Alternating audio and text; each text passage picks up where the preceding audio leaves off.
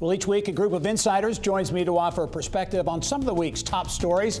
This week, sounding off on the state's global trade efforts, good and bad news regarding FedEx in Indiana, and the Indy 500 shifts gears to a new network. Our insiders this week, Krieg DeVault partner Deborah Daniels, also University of Indianapolis Associate Professor of Finance Matt Will, and Stand for Children Indiana Executive Director Justin Ohlmiller. And welcome one and all to the Insiders. Thanks for having me. Good to be here. For another week. This was a big week, another big week for trade in Indiana, in particular Indianapolis, but the state's position on the global stage. Matt, Governor Holcomb, Secretary of Commerce Schellinger, just back from a trade trip to Canada.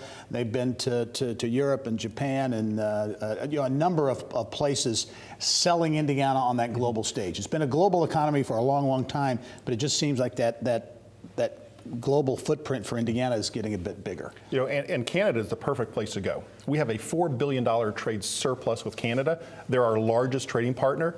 So it's a good thing that they went there. And of course, you know, with the opening of the World Trade Center facility here in Indianapolis, you know, we're a $95 billion international trade economy.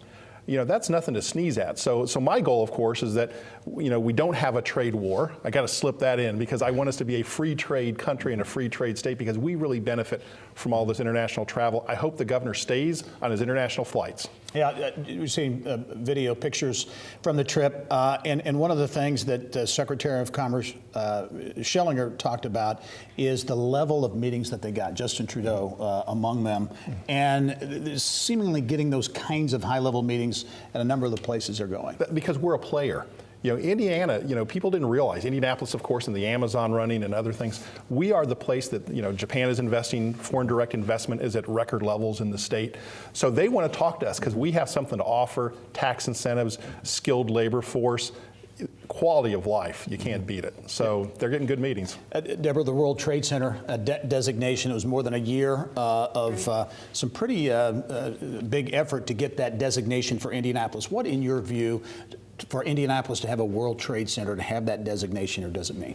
I think it's not only just tremendous in terms of our appearance as a player, but it's also going to make a real difference. I mean, we're already a big player, but this is going to help a lot of small companies that really don't quite know how to get it done. So I think what will happen is just exponential growth in our international trade. I think it's wonderful, and I think it'll be great. They're talking about trying to get a high-profile headquarters in downtown Indianapolis. Hey, we got some sites for them. I think they could work that out. Yeah, exactly. And Justin, too, the other thing we were talking about is that connectivity around the globe. We landed the nonstop flight from Indianapolis to Paris, and Jim Schellinger was telling me earlier on the show that don't be surprised to get a few more to some other countries, you know, around the globe because of this. Well, the way Jim's been traveling, he needs those connections because he's flying all across the world. So again, I think connections, logistics. We'll talk about, you know, the FedEx investment and what didn't happen there. Yeah. Certainly a lot happening in Central Indiana for sure. Yeah, we'll talk about that because it was a mixed bag as you look at Central Indiana. Look at FedEx, a huge company with huge presence in our state. Made an announcement last fall that they're going to put a huge distribution facility, a package distribution facility in Greenwood, something in the lines of $259 million, 450 plus jobs, and then out of the blue, they just pulled the plug on it. Yeah, very surprising. I know that certainly the Greenwood city officials were very disappointed and kind of dumbfounded about this.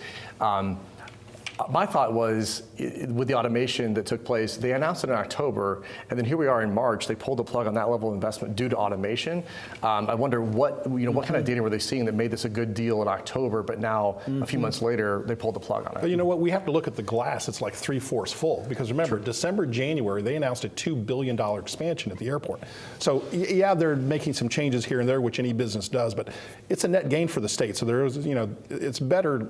It looks more positive than negative. Yeah. Very true. And Terre Haute did get a bit. They got some positive, some crumbs there with the FedEx investment. We'll say, Gary, though, on the automation piece, which is why they pulled the plug on the Greenwood plant, 375 million jobs potentially could go away due to automation by 2030. So, you know, these jobs that we're seeing, are they in a tenuous position as we move forward with technology and automation growing in terms of logistics? But you know what, that's a misnomer because what that does is reduce the cost of the things that we buy that we need.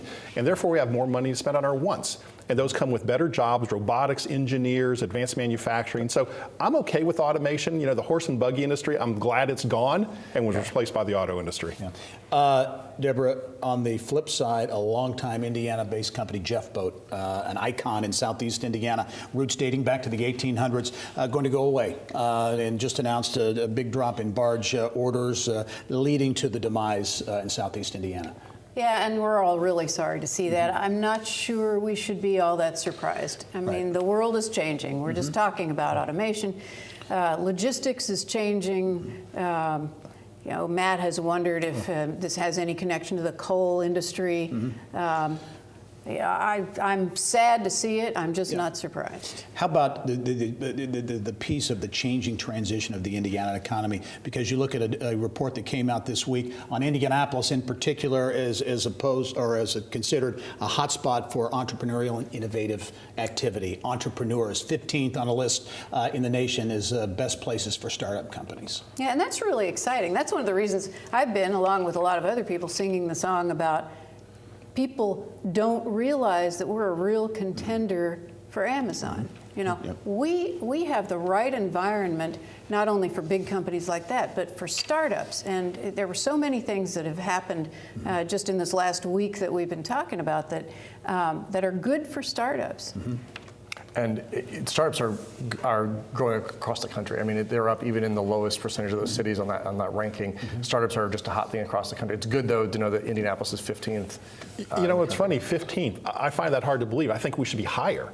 Because you look at the other reports, put us in the top 5 or top 10. And when you look at our next fund, $250 million we're going to be investing in startups. So you think the seeds or the right things are being planted here to grow companies? The money, the entrepreneurs. Think of all these companies, like even the former executives at Exact Target and Angie's List. They're out there, you know, planting the seed for future businesses. I think the holdback, though, from what I read, was the educational attainment. I mean, this is obviously a space that I'm very passionate about. We've got to get our graduation rates up. We also have to get working on CTE efforts in high school, which is something I know that IPS is working on, and the governor's focus on workforce. So I think educational attainment is one area where we have to grow in order to meet our potential. Isn't that the same question we have every time we have these discussions, is workforce development? Right. That's Well, right. we're, It is. we're building all these Absolutely. great jobs, Yep. you know, and we talk about the tech jobs, which is another subject, and we don't have the people to fill them, which is a little scary. Need the pipeline. You talk about innovation, you talk about education, and just in this week we saw Teach Indy was launched to really bolster that teacher pipeline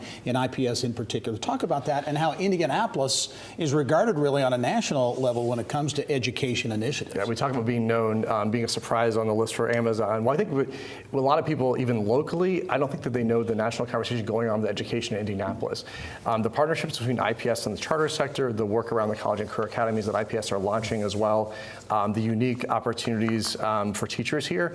This initiative that's been started is really an opportunity to market the innovative sort of school autonomy work that's going on in IPS between the charter sector and the district as well. Teachers want to teach in a space where they can grow, where they can have freedom to teach and be able to innovate themselves and grow themselves. And this is a great environment to do so. I'm glad that they're marketing it to the best and brightest across the country. Very good, Matt. 15 seconds. IndyCar, the Indianapolis 500, taking away the ABC deal after 50 plus years, going with a big deal with NBC. Good move? Great move, because it gives them the position to go into innovative technology to distribution channels, and that's the future of all entertainment distribution. All right. Matt Will, Deborah Daniels, Justin Oldmiller, thank you all very much. And we'll be right back.